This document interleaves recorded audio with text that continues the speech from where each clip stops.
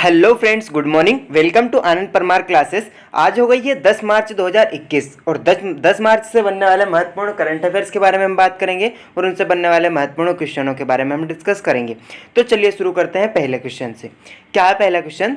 तो अगले 2 वर्षों में किस राज्य ने जो राज्य में शिक्षा स्तर के सुधार के लिए एक पहल मिशन शिक्षा शुरू की गई है, वो किस राज्य में स्टार्ट की गई है? तो आपको इसका राइट आंसर लगाना है। क्या आएगा? टिक कीजिए फटाफट राइट आंसर। जो ऑप्शन बी है अरुणाचल प्रदेश। ठीक है, इस राज्य में जो है कि मिशन शिक्षा शुरू की गई है। अब जान लेते हैं इसके बारे में।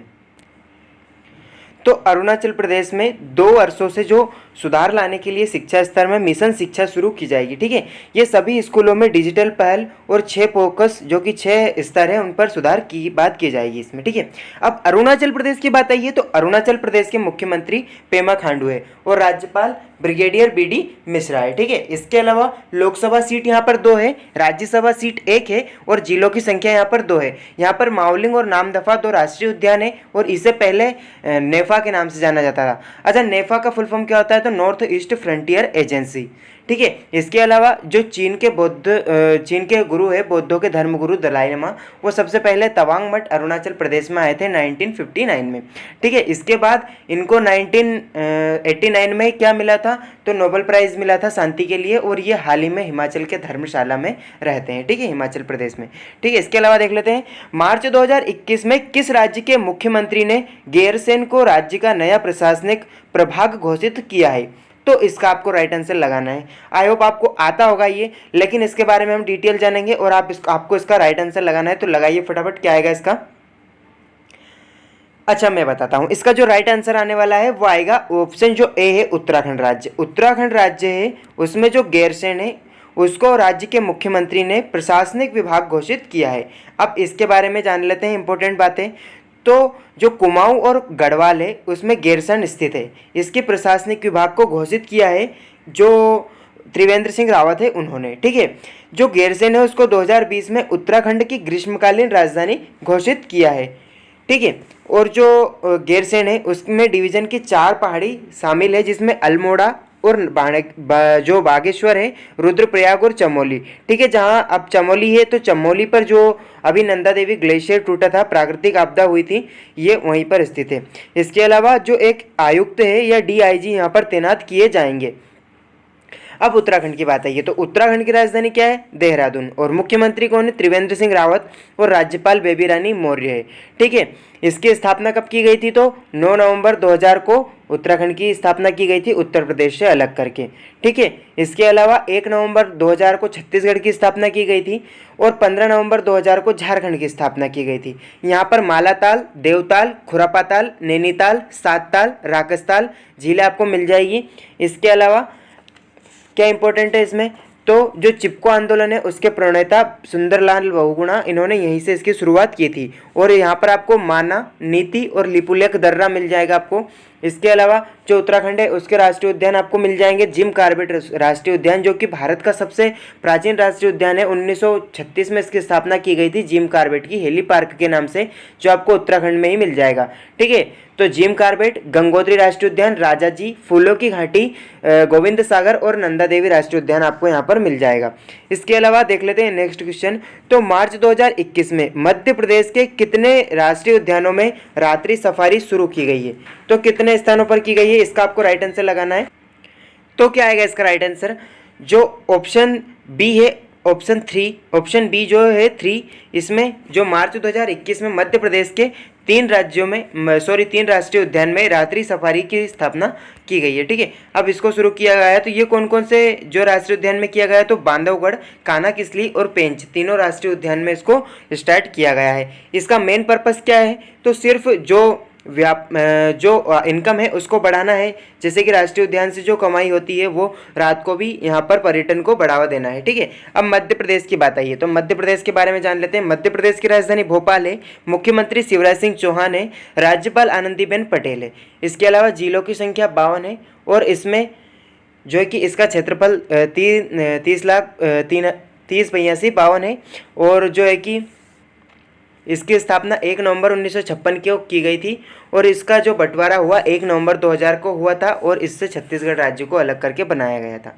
ठीक है। खेल राष्ट्रीय खेल राजकीय खेल मलखंभ है, राजकीय नृत्य राई है, राजकीय नाटक माच है, राजकीय पक्षी दूधराज या पैराडाइज फ्लाई कैचर है और राजकीय जो कि वृक्ष है बरगद है। ठीक है। इसके अलावा जो इसका हाई कोर्ट है ये कहाँ पर स्थित है, तो जबलपुर में स्थित है और इसकी खंडपीठ इंदौर और ग्वालियर में स्थित है। मध्य प्रदेश में फेमस क्या है, तो सोयाबीन, अमरूद और चना सबसे ज़्यादा उत्पादित होता है और मध्य प्रदेश में तांबा हीरा की खदानें पाई जाती है। ठीक है। सर्वाधिक कैंसर जो कि मध्य प्रदेश में होता है और बैंक नोट प्रेस जो कि देवास में स्थित है। ठीक है। इसके अलावा यहाँ पर कौन कौन से राष्ट्रीय उद्यान है, तो कान्हा किसली, जीवाश्म, बांधवगढ़ और पन्ना इंपॉर्टेंट मिल जाएंगे आपको। ठीक है। इसके अलावा देख लेते हैं नेक्स्ट क्वेश्चन। तो मार्च 2021 में कौन बार्सिलोना का नया राष्ट्रपति बना है, तो कौन बना है, आपको इसका राइट आंसर लगाना है। क्या आएगा, लगाइए फटाफट राइट आंसर क्या आएगा इसका। जो ऑप्शन बी है जॉन लापोर्टा, ये जो है कि बार्सिलोना के नए राष्ट्रपति बने हैं। ठीक है। अब इनके बारे में जान लेते हैं। तो ये जो है कि बार्सिलोना के नए राष्ट्रपति बने हैं जो लापोर्टा, इनको 2003 से 2000 तक का पदभार संभाला था इनने पहले भी। ठीक है। ये जो कैटलन टीवी स्टेशन है जो कि TV3 द्वारा इनको आयोजित एक एग्जिट पोल के लोपार्टा विक्टर फोंट के एंटोनी फ्रिक्सा पर 58.3% वोट से विजय होने का अनुमान बताया है। ठीक है। अब बात आई है राष्ट्रपति की, तो कुछ इंपॉर्टेंट राष्ट्रपति के बारे में हम बात कर लेते हैं। जैसे कि हमारे पड़ोसी देशों के नेपाल देश है, उसके जो प्रेसिडेंट है वो कौन है, तो विद्या देवी भंडार है। और भूटान है, उनके राजा जिग्मे खेसर है। और म्यांमार के यू विन मिंत प्रेसिडेंट है। बांग्लादेश के प्रेसिडेंट अब्दुल हामिद है। श्रीलंका के प्रेसिडेंट गोताबाया राजपक्षे है। ठीक है। चीन के प्रेसिडेंट शी जिनपिंग है और पाकिस्तान के जो है कि प्रेसिडेंट आरिफ अलवी है। ठीक है। इसके अलावा अफगानिस्तान के अशरफ गनी अहमद जई है। आपको इतना इंपॉर्टेंट है, ये याद रखना है। इसके अलावा देख लेते हैं नेक्स्ट क्वेश्चन। तो मार्च 2021 में किसने क्रिकेटर रोहित शर्मा को एक अपने उत्पाद कैंडल पाउडर के लिए ब्रांड एम्बेसडर के रूप में अनुबंधित किया है, तो किसने किया है, आपको इसका राइट आंसर लगाना है। क्या आएगा,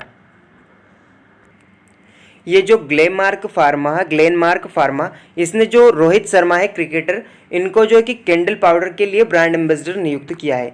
अब इनको नियुक्त किया है तो जान लेते हैं इंपॉर्टेंट बातें। तो जो रोहित शर्मा है इन्होंने आधिकारिक तौर पर इनको जो कंपनी के उपभोक्ता है उनको देखभाल के लिए एक विरासत ब्रांड एम्बेसडर जो कि ग्लेनमार्क कंपनी है इनने बनाया है। ठीक है। अब बात आई है क्रिकेट से थोड़ी सी संबंधित बातें कर लेते हैं।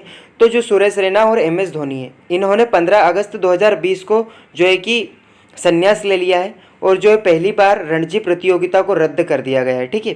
इसके अलावा 1000 रन सबसे तेज बनाने वाले खिलाड़ी ऋषभ पंत बन गए हैं। सैयद मुश्ताक ट्रॉफी तमिलनाडु ने जीत चुके हैं। ठीक है। इसके अलावा जो विकेट कीपर है वो नमन ओझा, उन्होंने 2018 में डेब्यू किया था, उन्होंने जो है कि संन्यास ले लिया है। और भारत के जो नमन ओझा है इसने इसके अलावा जो बापू नडकर्णी है ये इंग्लैंड के खिलाफ इन्होंने 21 ओवर मेडन निकाले थे। इसके अलावा जो ICC है उसका मुख्यालय दुबई में है और इसका ICC cricketer of the month का अवार्ड ऋषभ पंत को दिया गया है। ठीक है। इसके अलावा देख लेते हैं नेक्स्ट क्वेश्चन। तो केंद्रीय महिला और बाल विकास मंत्रालय ने मार्च 2021 में नई दिल्ली में निम्नलिखित में से किसके साथ एक समझौता ज्ञापन किया है, तो किसके साथ किया है, इसका आपको राइट आंसर लगाना है। इसका जो राइट आंसर है वो है इन्वेस्ट इंडिया। केंद्रीय महिला और बाल विकास मंत्रालय ने जो कि मार्च 2021 में नई दिल्ली में इन्वेस्ट इंडिया है उसके साथ समझौता ज्ञापन किया है। अब जान लेते हैं इंपॉर्टेंट बातें। तो जो इन्वेस्ट इंडिया है इसके साथ इसका उद्देश्य क्या है, तो बाल संरक्षण और विकास और महिला सशक्तिकरण के लिए इनके साथ MOU समझौता किया है। ठीक है। इन्होंने इस मंत्रालय के संयुक्त सचिव अदिति दास और राउत इन्होंने इन्वेस्ट इंडिया के साथ VP हिंडोल जो कि सेन गुप्ता है इनके साथ हस्ताक्षर किए हैं। ठीक है। मार्च 2021 में नई दिल्ली में रविंद्र भवन गैलरी में अक्षय पत्र नामक अखिल महिला कला प्रदर्शन का उद्घाटन किया गया है। तो इसके जो किन किया है, किनके द्वारा, लगाइए फटाफट राइट आंसर। क्या आएगा इसका राइट आंसर, तो इसका राइट आंसर आने वाला है प्रहलाद सिंह पटेल। ऑप्शन जो बी है प्रहलाद सिंह पटेल। इन्होंने अक्षय पत्र नामक अखिल भारतीय महिला कला प्रदर्शनी का उद्घाटन किया है। अब जान लेते हैं इसके बारे में। तो ये कार्यक्रम अंतर्राष्ट्रीय महिला दिवस के अवसर पर मनाया गया है। ये 20 मार्च 2021 से जारी रहेगा, जो कि 12 से अधिक देशों में 2050 से अधिक कलाकृतियों का प्रदर्शन किया जाएगा। ठीक है, अब इसमें बात आई थी तो कुछ जैसे नरेंद्र सिंह तोमर है तो ये कृषि मंत्री है, धर्मेंद्र प्रधान जो कि पेट्रोलियम मंत्री है। इसके अलावा जो है कि हरदीप सिंह पुरी ये हमारे खाद्य मंत्री है। इसके अलावा देख लेते हैं इम्पोर्टेंट मंत्री, तो रक्षा मंत्री राजनाथ सिंह है, गृह मंत्री अमित शाह है, विदेश मंत्री एस जयशंकर है, वित्त मंत्री निर्मला सीतारमण है और शिक्षा मंत्री रमेश पोखरियाल निशंक है, खेल मंत्री किरण रिजिजू है। इसके अलावा देख लेते हैं नेक्स्ट क्वेश्चन। तो मार्च 2021 में भारतीय रेलवे ने सभी रेलवे लाइनों को निम्नलिखित में से किस नंबर पर एकीकृत किया है, यानी कि एक ही जगह पर सब कुछ आपको मिल जाएगा, तो कौन सा नंबर है वो, इसका आपको राइट आंसर लगाना है। तो क्या आएगा इसका जो राइट आंसर वो है ऑप्शन सी 139। ठीक है, जो भारतीय रेलवे है उसने 139 हेल्पलाइन है उन सभी को मिश्रित करके 139 कर दिया गया है। ठीक है, अब भारतीय रेलवे की बात आई है तो इनके बारे में इंपॉर्टेंट बातें याद कर लेते हैं। तो यात्रियों को जो ये नंबर है याद रखना के दौरान उनकी यात्रा को बहुत प्रॉब्लम होती थी, इसलिए उनका सभी का अब जो 182 वगैरह 1039 ये सभी चलती थी, इनको 139 कर दिया गया है।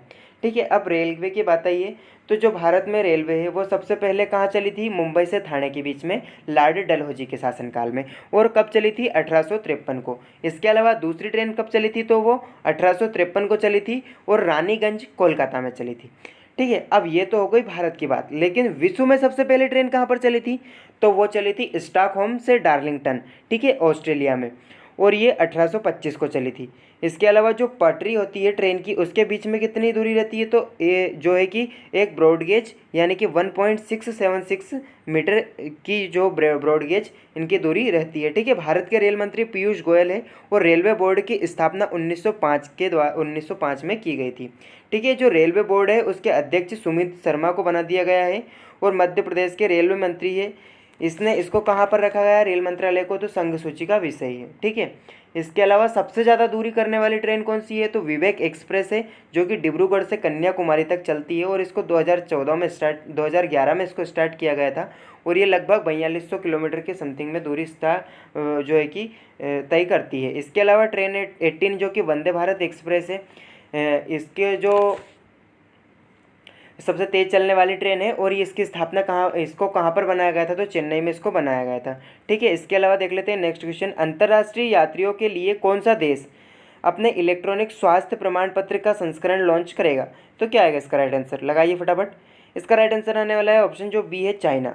चाइना देश अपने यात्रियों के लिए इलेक्ट्रॉनिक स्वास्थ्य प्रमाण पत्र का संस्करण जारी करने वाला देश है। ठीक है, तो इसके बारे में इंपॉर्टेंट बात देख लेते हैं। तो जो आउटबाउंड है जैसे कि चीनी यात्री हैं उनके लिए स्वतंत्र प्रमाण पत्र के लिए चीनी संस्करण जारी किया जाएगा और ये प्रमाण पत्र धारक है ये NAT और IgG जो कि एंटीबॉडी परीक्षण के बाद इसको दिया जाएगा। ठीक है, ये अब चीन की बात आई है तो चीन की राजधानी बीजिंग है और राष्ट्रपति शी जिनपिंग है।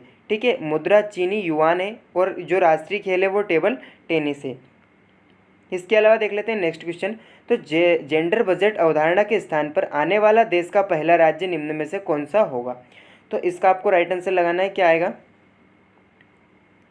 इसका जो राइट आंसर है वो है ऑप्शन बी आंध्र प्रदेश राज्य। ठीक है, आंध्र प्रदेश राज्य है, इसमें जेंडर बजट अवधारणा पर आने वाला जो है कि प्रथम राज्य है जो कि विभिन्न योजनाओं के माध्यम से महिला कल्याण को व्यंग जो कि व्यय करने के लिए इस बजट में सूचीबद्ध किया गया है। ठीक है, किसने किया है तो ये 8 मार्च को YS जगनमोहन रेड्डी, जिनको Skoch person of the year का पुरस्कार भी मिला है। क्यों मिला है तो इनके उत्कृष्ट काम के लिए इनको मिला है। ठीक है, अब आंध्र प्रदेश की बात आई है तो इसमें कुल 13 जिले हैं और राज्यपाल विश्वभूषण हरिचंद्रन है और मुख्यमंत्री आपको पता है YS जगनमोहन रेड्डी है। अच्छा, भाषाई आधार पर सबसे पहले गठित होने वाला राज्य आंध्र प्रदेश है और इसके अलावा इसमें कुल लोकसभा की सीटें 25 है और राज्यसभा की सीटें 11 है। ठीक है, इसके अलावा देख लेते हैं next question. So that is for today guys. आज के वीडियो में बस इतना ही। वीडियो पसंद आया हो तो लाइक करें, अपने दोस्तों के साथ शेयर करें और ऐसे ही और अधिक वीडियोस देखने के लिए आनंद परमार क्लासेस को फॉलो कीजिए। और अगर आपको इसका पीडीएफ चाहिए तो आप टेलीग्राम ग्रुप पर जाकर भी ज्वाइन कर सकते हैं। ठीक है, आप ज्वाइन कीजिए, वहाँ पर आपको सभी क्लास का पीडीएफ यानी कि करंट अफेयर्स का और सभी टीचर जो भी आपको सब्जेक्ट पढ़ाते हैं सभी के आपको पीडीएफ वहाँ पर मिल जाएंगे। ठीक है, thank you. So keep watching, keep learning and keep growing. Thank you for watching.